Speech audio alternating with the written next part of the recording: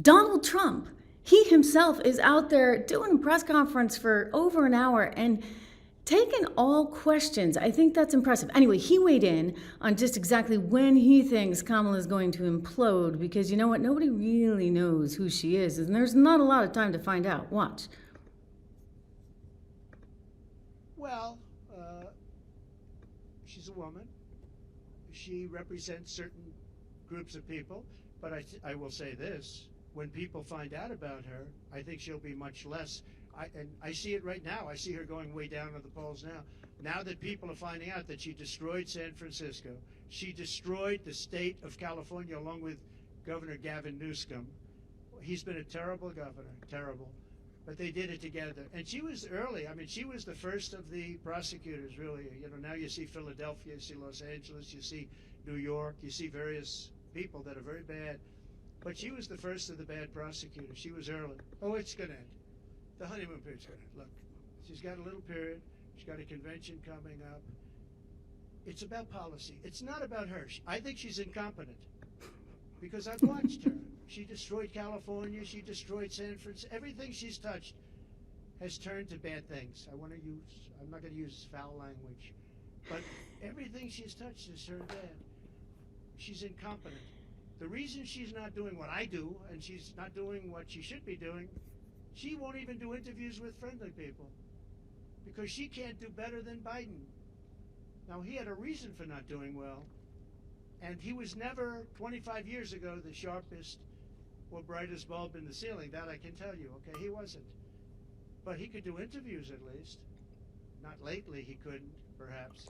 But she should be doing interviews. She doesn't want to do interviews. And the reason she doesn't is, number one, her policies are so bad. Just to answer your question, I think that it's not going to change because it's really ultimately not about her as much as about her policies. She wants open borders. She wants to defund the police. She wants to defund the police. She wants to take away your guns. Anybody that thinks they're not going to come after your guns, you know, when I was president, I totally protected the guns. And I think it's very important. And I know I take some heat sometimes for it, but you have to have safety. You have to have, when the bad guy walks in with a gun, you got to have some way of protecting yourself. And boy, that would be, you would see crime go up at levels that you've never seen. When people say on this side of the house, this house has guns, we will use the guns, Oh, wow. They say, let's pass. We'll go someplace else. You have to have them. So, you know, he's covering a lot of ground there, and we thank both C-SPAN and Breitbart for that clip that I just brought you. But what is fascinating to me is really what he said about Kamala, because to me, that is precisely her weakness. In other words, this is a woman who doesn't have a lot of experience on the policy front. And I think in this kind of an election, it's going to come back to haunt you. It's going to come back to haunt you because people are dealing with a 30% increase in their grocery bills, for goodness sakes. Everybody's paying more for gas. Everybody's paying more for food. Everybody's paying more for rent.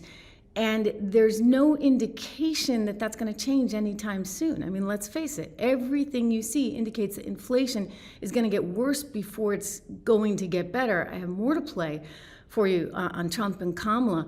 But first, a word from one of our sponsors. Hey everyone, I'm Trish Regan, and so happy to be coming to you live all week long from the stunning island of Ireland. Just incredible. You know, when I was a little kid and we'd visit here, my mom would say, if you're lucky enough, you might actually get a pot of gold at the end of a rainbow, because that's where the leprechauns leave it. So we looked, we didn't find any, but I consider it probably having been good advice, because as I got older, I learned that gold is pretty valuable. It's valuable in terms of diversification. I encourage you to take a look at it, and when you do, call our friends, our wonderful sponsors over at American Hartford Gold. You can go to trishlovesgold.com, Trish Loves Gold, and wow, it's windy here. You can text 65532, my name, Trish, to 65532 for your chance to get up to $15,000 in free silver, ladies and gentlemen. Just a terrific offer. So that was right outside, believe it or not, on a windier day than today. But I am again here in Ireland in the southeast for a family reunion this week in a town nearby, little place where they still speak Irish, you guys. They still speak Irish. It's their first language, called An Ring, or Ring. That's the English translation. Anyway, that's been tremendous. And over the course of the few days, you're probably going to see a few beauty shots of Ireland from me on my Instagram account. So go follow me there. But anyway, we do thank our gold sponsors, American Hartford Gold, because this is the reality of where we are right now. Kamala Harris is about as an extreme leftist as I have ever seen in politics. I mean, outside of Bernie Sanders. But if you look at her track record in terms of voting, she's more left than Bernie.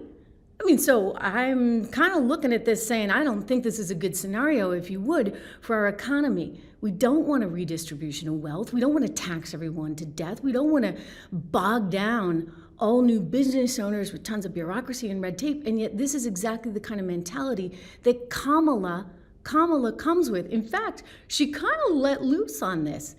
I think this was inadvertent. I don't think she intended, well, maybe she did intend it because everything's scripted these days and on a prompter. Unlike this show, by the way. Reminder, subscribe, like, share, all that good stuff. Here's Kamala Harris speaking in Detroit, and she just lets it right out. Watch. We believe in the collective.